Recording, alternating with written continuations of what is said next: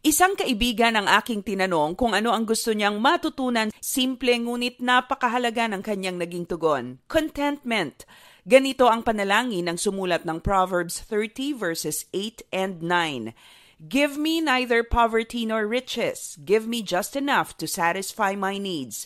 For if I grow rich, I may deny you and say, Who is the Lord? And if I am poor, I may steal and thus insult God's holy name.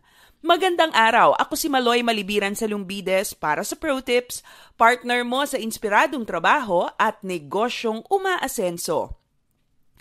Paano nga ba tayo magiging kontento sa buhay at sa ating trabaho nang hindi nawawala ang ating drive para mag-excel at umasenso? Una, develop contentment by being thankful for what you have.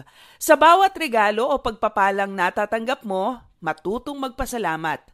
Stop comparing yourself with others kung ayaw mong mainggit at maging miserable. Kasi kapag palagi nating ikinukumpara ang ating sarili sa iba, kahit na marami kang natamo at narating na sa buhay, pakiramdam mo ay may kulang pa rin. Make it a habit to count your blessings. Be intentional in being thankful. Pangalawa, develop contentment by sharing what you have with others. Gawing regular na bahagi ng buhay mo ang magbigay at tumulong sa iba.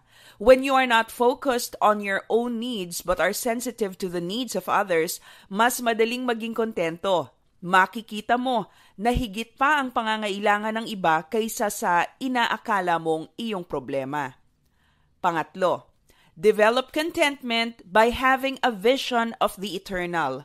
Kung ang focus natin ay material na buhay lamang sa mundong ito, maaaring mahirapan nga tayong maging kontento dahil ang focus, ang tuon, ay sa pag-acquire ng mga bagay na gusto natin.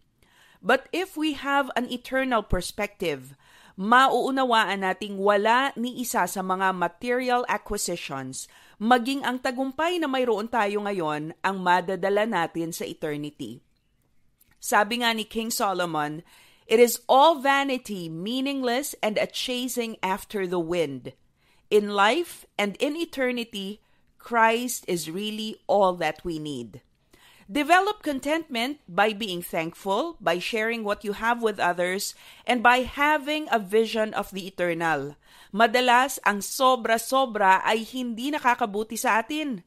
Kapag sobra ang ating pagkain, tiyak empatsyo ang ating aabutin at mataas na kolesterol. Kapag naman nasobrahan ka sa pagtatrabaho at paggawa, baka naman ikay ma-overfatigue.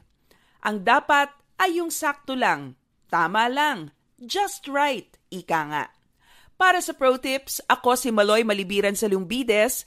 Be a blessing in the workplace today.